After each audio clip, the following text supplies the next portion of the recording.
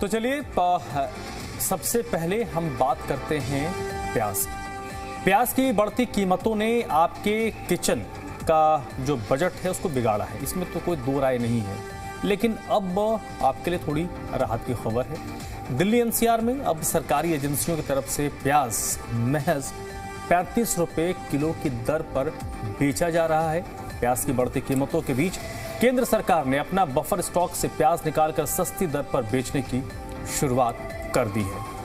और इसका मकसद साफ है, बढ़ती कीमतों पर लगाम लगाना और आम लोगों को राहत देना। क्योंकि जिस तरीके से अगर हम प्याज की बात करें तो हर घर में प्याज का इस्तेमाल होता है। खासतौर पर त्योहारी सीजन की बात करें तो हर एक सब्जी में प्याज की एक अलग ही इम्पोर्टेंस होती है। अब ऐसे में प्याज की कीमत जब बढ़ती है तो वाजिब सी बात है, लोगों की परेशानी भी बढ़ जाती है, लोगों के किचन का बजट जो है वो कहीं ना कहीं बढ़ जाता है। बिल्कुल सोनाली, देखिए प्याज की जब हम बात करते हैं तो त्योहारी सीजन तो है ही, ये तो अच्छी चीज़ है। बट आपके किचन में, मेरे किचन में और जो हमारे व्यूवर्स हैं उनके किचन में जो सबसे एसेंशियल कमोडिटी है उसमें प्याज है। आपके घर में 3 वक्त का खाना बनता है और तीनों वक्त के खाने में 12 महीने प्याज का इस्तेमाल होता है। तो प्याज की कीमत अगर हल्की सी भी फ्लक्चुएट होती है तो उसका असर आपके किचन के बजट पर पड़ेगा, और आपके किचन के बजट पर पड़ेगा इसका मतलब आपके ऊपर पड़ेगा। पिछले 10-15 दिनों में हमने देखा प्याज की जो कीमतें थी वो 65 से 70 रुपये तक पहुंच चुका था। और कल भी जब हम जिक्र कर रहे थे तो और हमने अलग अलग जगहों, दिल्ली में बेसिकली जो दिल्ली के बड़े मंडी हैं, एक उखला का मंडी है और एक आज़ादपुर का मंडी है, वहाँ पर हमारे सहयोगी गए थे, हमारे रिपोर्टर्स गए थे। वहाँ पर भी जो दुकानदार थे, जो बेचने वाले और ख़रीदार, मंडी में जो ख़रीदार जाते हैं ख़रीदने के लिए, वो 1 किलो या 2 किलो वाले तो होते नहीं हैं, वो बल्क में जो ख़रीदारी करते हैं, वो दोनों लोग परेशान थे।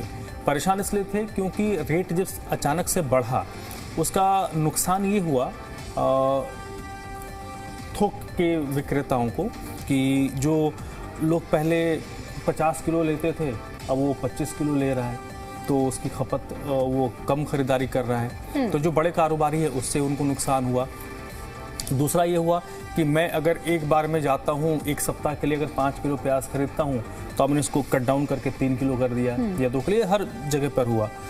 और कल मैंने इस बात का जिक्र किया था, एक बार फिर से मैं इस चीज़ का जिक्र ज़रूर करूँगा सोनाली।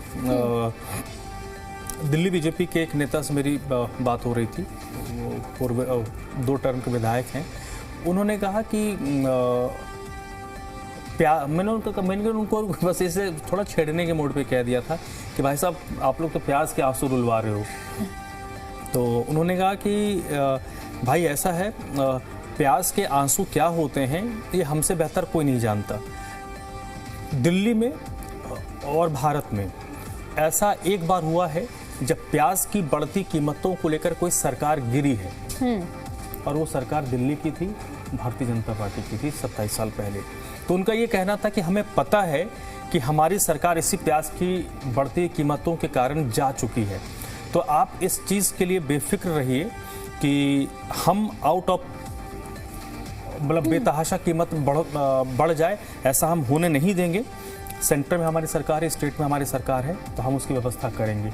और उसी का नतीजा ये हुआ कि 3 दिन, आज चौथा दिन है जब दिल्ली सरकार ने इसको लेकर बैठक की, और जो 3 प्रमुख 2-3 एजेंसियां हैं जिसके थ्रू अब दिल्ली के लोगों को 35 रुपये किलो पर प्याज मिल रहा है, जिसमें नेफेड है और उसके बाद NBCC है, और ये जो स्टोर्स है ना जहाँ पर लोगों को BPL वालों को राशन मिलता है, राशन जो आउटलेट्स हैं वहाँ पर लोगों को चीनी, प्याज जैसी कीमतें, प्याज की अगर हम स्पेशली बात करें तो प्याज 35 रुपये किलो मिलेगा। तो दिल्ली के लोगों के लिए तो अच्छी चीज़ है। और एक और इसमें इंफॉर्मेशन ये भी है कि प्याज को लेकर जो एक गैप आया था ना, सप्लाई और कंज्यूमर के बीच में जो गैप आया था, और उसको भरने के लिए जो दक्षिण भारत से, महाराष्ट्र से सबसे ज़्यादा प्याज आता है, तो एक बार फिर से प्याज बल्क में आ रहा है। तो मैं ये मान कर चल रहा हूँ, कल भी मैंने कहा था, आज भी मुझे ये लगता है कि अगले 10 से 15 दिनों में प्याज की कीमत एक बार फिर से सामान्य हो जाएंगी। हालांकि बारिश के दौरान प्याज की कीमतें बढ़ती हैं, इसमें कोई इफन बट नहीं है, लेकिन इस बार थोड़ा कीमत बेतहाशा हुआ। मतलब अचानक से अगर 40-45 रुपये किलो बिक रहा है और वो 70 रुपये तक पहुंच जाए तो ये लगभग 35-40% की बढ़ोतरी हुई। 10%, 15%, 20% तो समझ में आता है, अगर 40-45% बढ़ जाए, लगभग दोगुना हो जाए, तो फिर लोगों के लिए परेशानी होगी। वो परेशानी दिल्ली के लोगों के लिए कम हो रही है, क्योंकि अब दिल्ली में 35 रुपये किलो प्याज लोगों को मिलेगा। इसमें एक और चीज़ है सोनाली, दिल्ली में वैन्स भी घूमेंगे, हाँ, अलग अलग जगहों पर वैन्स भी घूमेंगे, जिसमें लोगों को कतार करके। और इसमें कि ये भी है कि ऐसा नहीं है कि जो वैन्स घूमेंगे उसमें एक लिमिट होगा कि एक आदमी अगर खड़ा होता है एक फैमिली का, उसको 2.5 किलो या 3 किलो या 5 किलो उसी रेंज में दिया जाएगा। ऐसा नहीं कि एक अगर वैन खड़ी होती है उसमें 100 किलो प्याज है तो एक आदमी 40 किलो खरीद ले, ऐसा नहीं है। उसमें भी होगा कि सबको मिल जाए, ऐसा ना हो कि जो पहला लाइन में लग जाए वही सारा खरीद ले, तो ये अच्छी चीज़ है। बिल्कुल, अब सिर्फ प्याज ही किचन का बजट नहीं बढ़ा रहा, बल्कि तमाम और भी चीजें हैं, जैसे चीनी की कीमत लगातार बढ़ते जा रही है। अब ऐसे में आम लोग जो है वो काफ़ी ज़्यादा परेशान है, और आम जनता जो है यही उम्मीद कर रही है कि जल्द से जल्द जिस तरीके से प्याज को लेकर के सरकार की तरफ से कदम उठाए जा रहे हैं, जो दूसरी चीज़ें हैं, चाहे चीनी है, दाल है, चावल है, जो जिन पर महंगाई का असर देखने को मिल रहा है, जिनके दाम में बढ़ोतरी देखने को मिल रहा है, उनके दाम में भी कमी आए। लोग यही अब सरकार से गुजारिश कर रहे हैं कि जल्द से जल्द जो नहीं बाकी चीज़ें उनके दाम भी घटे। हाँ, वो तो सही है। जैसे अभी सबसे ज़्यादा कीमतें किसकी बढ़ी हैं? प्याज की बढ़ी, चीनी की बढ़ी और सब्जियों की कीमतें बढ़ी हैं।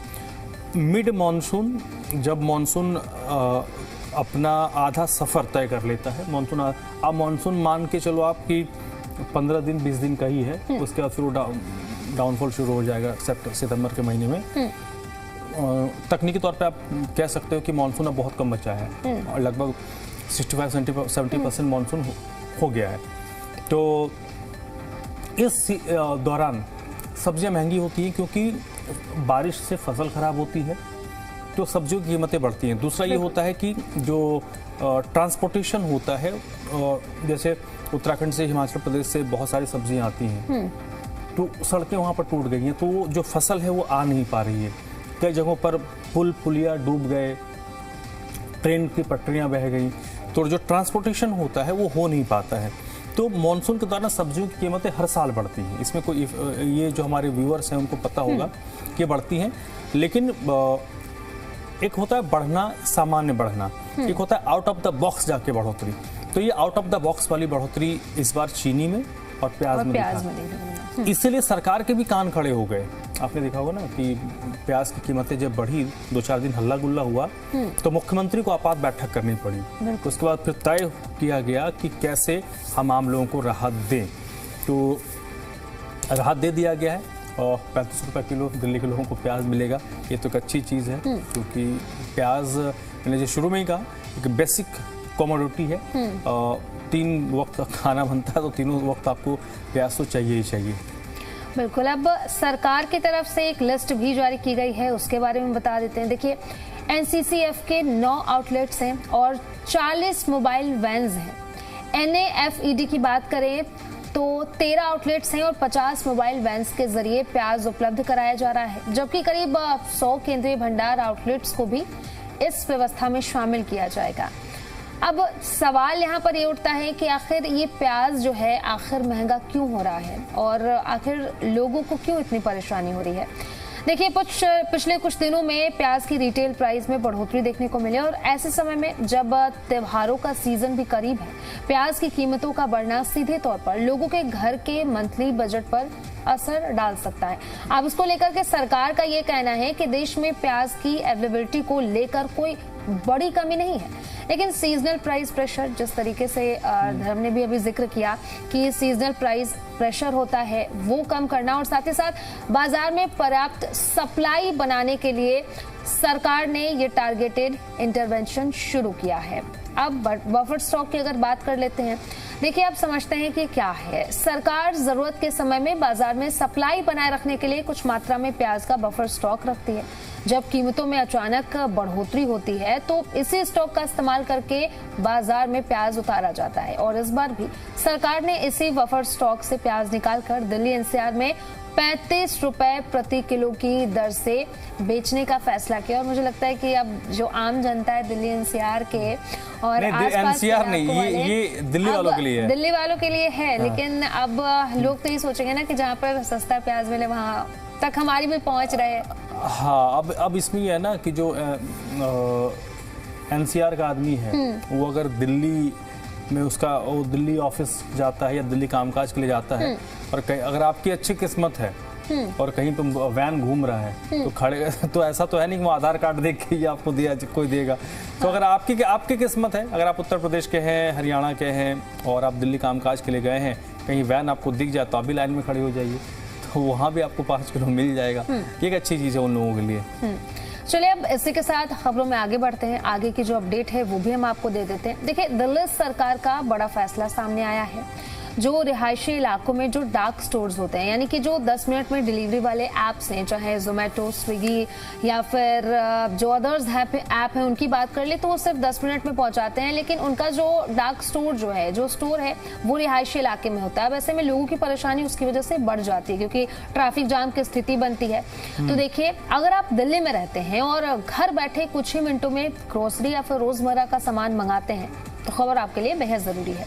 देखिए, 10 मिनट की डिलीवरी को लेकर के इस्तेमाल होने वाले डार्क स्टोर्स पर दिल्ली सरकार अब पॉलिसी के जरिए शिकंजा कसने की तैयारी में है। सरकार की नई पॉलिसी का फोकस ऐसे डार्क स्टोर्स को रेजिडेंशियल कॉलोनीज से बाहर रखने पर है ताकि रिहायशी इलाकों में जो ट्रैफिक बढ़ता है, पार्किंग की जो व्यवस्था में अव्यवस्था देखने को मिलती है और सेफ्टी से जुड़े हुए दबाव को कम किया जा सके, इसी को लेकर के ये बड़ा फैसला लिया गया। देखिए, डार्क स्टोर्स को लेकर दिल्ली सरकार की नई पॉलिसी सामने आई है। दरअसल क्विक कॉमर्स कंपनियां ग्राहकों तक सामान जल्द पहुंचाने के लिए रेजिडेंशियल एरियाज के बेहद करीब डार्क स्टोर्स बना रही हैं। और डार्क स्टोर्स को आसान भाषा में समझे तो एक ऐसी छोटी स्टोरेज फैसिलिटी होती है जहां पर ग्रोसरी और रोजमर्रा का सामान पहले से रखा जाता है। जैसे ही कस्टमर ऑनलाइन ऑर्डर करता है, सामान यहीं से पिक होता है और डिलीवरी पार्टनर तक उसे ग्राहक तक पहुंचा दिया जाता है। लेकिन इसकी वजह से काफी ज्यादा परेशानी होती है क्योंकि अगर आपने कभी देखा होगा, अगर आपके एरिया में डार्क स्टोर्स हैं तो वहां पर काफी ज्यादा गाड़ियां जो है खड़ी होती हैं क्योंकि 10 मिनट डिलीवरी ऐप का लोग बहुत ज्यादा इस्तेमाल करते हैं। अब ये ना ये तो होना ही था सोनाली। अव्वल चीज़ ये कि रेसिडेंशियल इलाके में आप कमर्शियल एक्टिविटी कर नहीं सकते, ये तो पहली चीज़ है। बिल्कुल। तो इसके लिए सरकार के कान तो पहले खड़े हो जाने चाहिए थे। देर आए दुरुस्त आए। सरकार को क्यों सोचना पड़ा? क्योंकि ये जो स्टोर्स होते हैं, जैसे आपने 2-4 प्लेटफॉर्म का जिक्र किया, इंडिया मार्ट हो, फ्लिपकार्ट वाला हो, ब्लिंकिट हो, जेप्टो हो, इनके जो स्टोर्स होते हैं ना काफ़ी बड़े होते हैं और एक स्टोर्स के साथ 40 से 50 लड़के इंटाइटल्ड होते हैं या उनके साथ जुड़े होते हैं।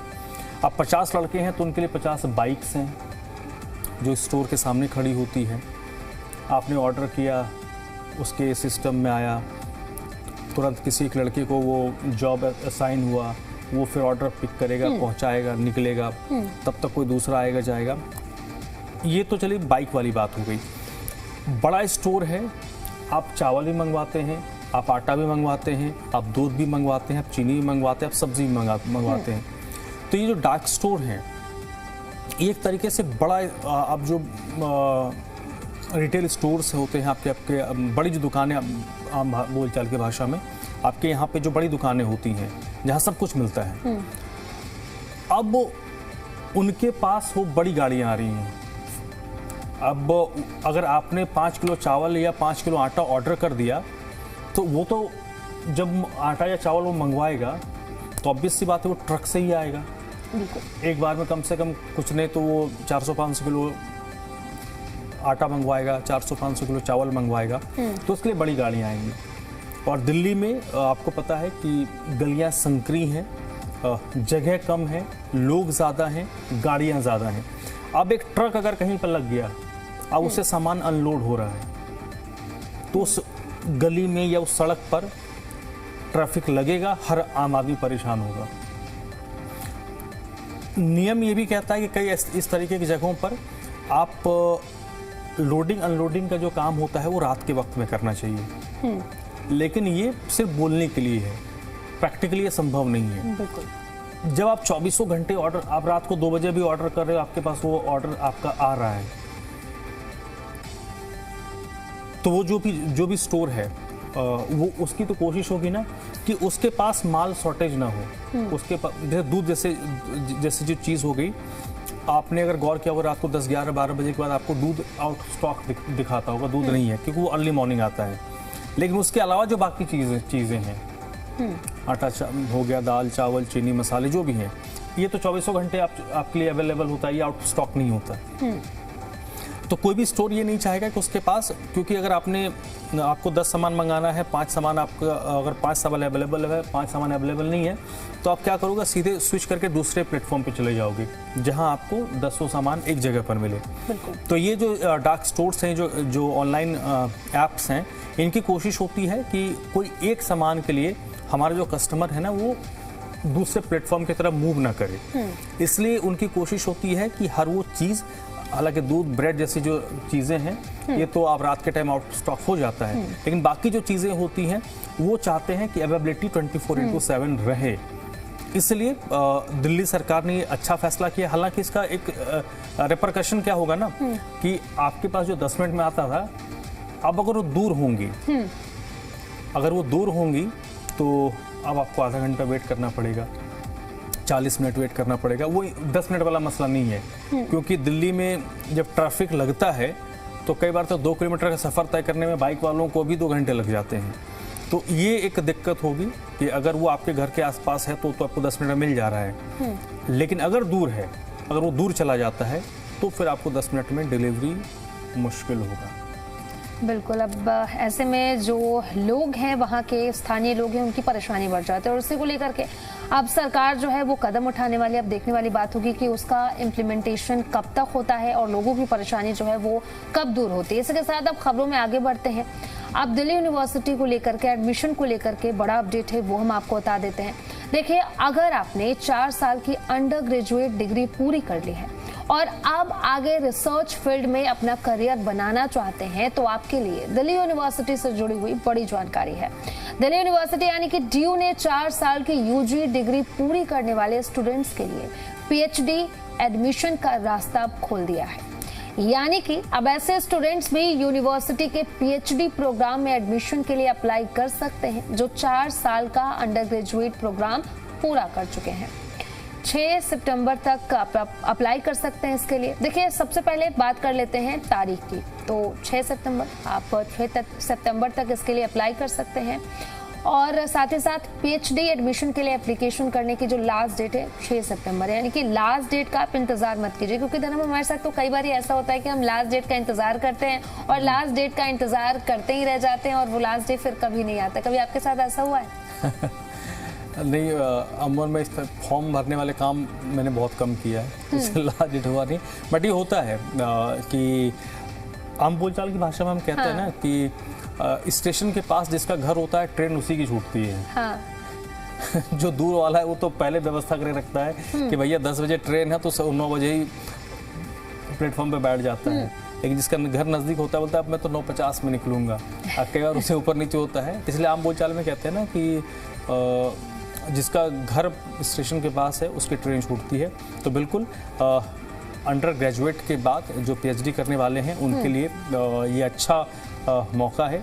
और कभी भी अगर, हाँ, इसमें एक अच्छी चीज़ ये है कि अगर आपको करना ही है तो आपको लास्ट डेट का वेट ही क्यों करना है। बिल्कुल। अगर आपने ग्रेजुएशन कर लिया, आपको मास्टर्स करना है तो वेरी फर्स्ट डे आप कर लो। आप फिर होता क्या है कि लास्ट टाइम फिर भीड़ भी ज़्यादा होती है। हाँ। आपको फॉर्म लेने के लिए, फॉर्म जमा करने के लिए फिर आपको फिर लाइन में खड़ा होना होगा, 10 तरह की परेशानियां होंगी। तो इट्स बेटर ना कि आप समय से पहले ही कर लो। और कभी कभी तो ऐसा भी होता है कि लास्ट डेट आप जाते हैं तो लास्ट डेट बहुत सारे लोग उस पर ऑलरेडी एक्टिव रहते हैं। अब ऐसे में जो साइट है वो कहीं ना कहीं क्रैश हो जाता है, ऐसे में लोगों की परेशानी और बढ़ जाती है। ऑनलाइन वाला ये तो मसला है जो लोग ऑनलाइन मोड पे जाते हैं कि अब एन वक्त पे अगर जाएंगे तो भारत में हमने भले डिजिटल क्रांति में कई क्षेत्रों में बहुत अच्छा काम कर लिया है, लेकिन ये जो ऑनलाइन वाला मोड है ना, इसमें क्रांति होने में बहुत टाइम है, क्योंकि रेलवे का टिकट कटवाना हो, अगर आपने नॉर्मल आप सुबह शाम कभी करवा लो हो जाएगा, लेकिन अगर आप तत्काल में जाओगे तो साइट ही हैंग कर जाता है। कभी किसी एग्ज़ाम का एप्लीकेशन फॉर्म भरना हो, तो क्योंकि भारत में जनसंख्या इतनी ज़्यादा है और एप्लीकेंट इतना ज़्यादा किसी भी चीज़ के लिए होते हैं कि उस साइट की औकात है 100 लोगों की, और उसको एक बार में 1000 या 10,000 लोग हिट कर रहे हैं, तो साइट तो जवाब देगा ही। आपके ऊपर 50 किलो का वजन मैं रख दूं तो आप बर्दाश्त कर लोगे, आपकी उतना लिमिट है, 50 किलो लिमिट है, अगर मैंने 70 तक कर दिया तो फिर भी आप बर्दाश्त कर लोगे। लेकिन वही अगर आपके ऊपर 200 किलो डाल दे तो आप तो मर ही जाओगे। सेम है कि भारत में ऑनलाइन मोड की बात करें तो जब ऑनलाइन मोड पे आप जाते हैं तो जो हमारी साइट्स को तैयार किया गया है वो तकनीकी तौर पर इतने हैवी नहीं होते हैं कि उस पर एक साथ हज़ारों या लाखों की संख्या में क्लिक को हो, लोग विजिट करें उस साइट पर, तब वो उसको बर्दाश्त कर ले, वो क्रैश हो जाता है। तो बिल्कुल ऑफलाइन मोड पर ही जाना चाहिए। दिल्ली में अगर आप हैं और अगर आप दिल्ली से अंडर ग्रेजुएट कर रहे हैं तो आप दिल्ली ही होंगे, तो ऑफलाइन मोड पे ही जाना चाहिए। और आखिरी वक्त का वेट ही क्यों करना, अगर आपको करना है नहीं और नहीं करना तो फिर कोई बात नहीं।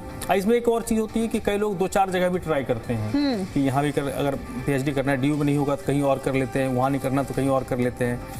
फिर उसमें वो ऑप्शन रखते हैं कि प्रायोरिटी रखते हैं कि नंबर 1, नंबर 2, नंबर 3, नंबर 4, तो DU तो प्रायोरिटी में हमेशा नंबर 1 ही होता होगा। बिल्कुल। अब DU दिल्ली यूनिवर्सिटी, हर एक छात्र जो है वो सपना देखता है कि काश एक बार बस एडमिशन हो जाए दिल्ली यूनिवर्सिटी। बिल्कुल बिल्कुल। आप देखिए, अब बात करते हैं कि 4 साल की UG डिग्री क्यों है खास। दरअसल हायर एजुकेशन के बदले फ्रेमवर्क में 4 इयर्स अंडर ग्रेजुएट डिग्री को काफी अहम माना जा रहा है। 4 साल की UG डिग्री के बाद स्टूडेंट्स के लिए हायर स्टडीज और साथ ही साथ रिसर्च के क्षेत्र में आगे बढ़ने के नए रास्ते खुल जाते हैं, और इसी दिशा में DU का ये एडमिशन अपॉर्चुनिटी उन स्टूडेंट्स के लिए महत्वपूर्ण है जो ग्रेजुएशन के बाद सीधे डॉक्टरल स्टडीज यानी कि PhD की ओर बढ़ना चाहते हैं। तो देखिए, अब आखिरी तारीख की बात करें तो 6 सितंबर। अब 6 सितंबर का आप इंतजार मत करिए, हो सके जल्द से जल्द आज भी आप अप्लाई कर सकते हैं, और 6 सितंबर का इंतजार मत करिए, उसके पहले ही आप इस फॉर्म को भर लीजिए, क्योंकि ये बहुत बड़ा मौका है। और DU में जाना तो हर एक स्टूडेंट का, हर एक छात्र का सपना रहता है। अब इसी के साथ खबरों में आगे बढ़ते हैं। पेट्रोल, डीजल और CNG को लेकर के क्या कुछ अपडेट है वो हम आपको बता देते हैं। देखिए, अगर बात करें दिल्ली की, तो दिल्ली में पेट्रोल की कीमत है 102.12 पर लीटर के हिसाब से। डीजल की कीमत की बात करें तो ये 95.20 पर लीटर के हिसाब से, और CNG की कीमत की बात करें तो ये है 83.09 पर kg के हिसाब से। नोएडा और गुरुग्राम की क्या कुछ कीमतें हैं वो जरा बता दीजिए। देखिए, नोएडा में पेट्रोल में की जो कीमत है आज की 102 रुपये 12 पैसे हैं, डीजल 95 रुपये 56 पैसे हैं, और CNG 91 रुपये 70 पैसे प्रति किलो का है। गुरुग्राम में कुछ पैसे उत्तर प्रदेश के मुकाबले थोड़ा महंगा है, 102 रुपये 97 पैसा पेट्रोल है, 95 रुपये 44 पैसे डीजल है, और 88 रुपये 12 पैसे प्रति किलो आज का CNG का भाव है। तो पेट्रोल, डीजल और CNG दिल्ली, नोएडा और गुरुग्राम में क्या कुछ कीमतें हैं वो हम आपको बता देते हैं। हालांकि ज्यादा कुछ बदलाव देखने को नहीं, हाँ, ज्यादा चेंजेस नहीं है, कुछ पैसे का ही है, बट रेट एक जैसे ही है। चलिए, अब इसी के साथ खबरों में आगे बढ़ते हैं। सोने चांदी के क्या कुछ भाव हैं वो जरा हम आपको बता देते हैं। सोने की कीमत की बात करें तो ये है 1,62,355 प्रति 10 ग्राम के हिसाब से 24 कैरेट के दाम हम आपको बता रहे हैं। चांदी की क्या कुछ कीमत है ये जरा बता दीजिए धर्म। चांदी 2,59,900 रुपये प्रति किलो आज का रेट है, और कल के मुकाबले ये थोड़ा गिरा है, चांदी टूटा है। सोना भी कल के मुकाबले एक जैसा ही रेट लग रहा है, बहुत ज़्यादा चेंजेस नहीं आए हैं। सोने की बात करें, गोल्ड की, तो आज सोने का आज जो प्रति 10 ग्राम 24 कैरेट का रेट है 1,62,355 रुपये, चांदी 2,59,900 रुपये प्रति किलो।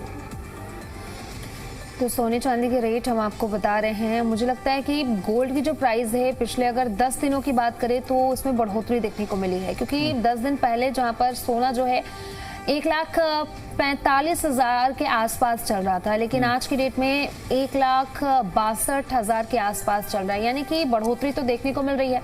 त्योहारों का सीजन है, अब ऐसे में सोने के दाम जो है वो बढ़ते जा रहे हैं।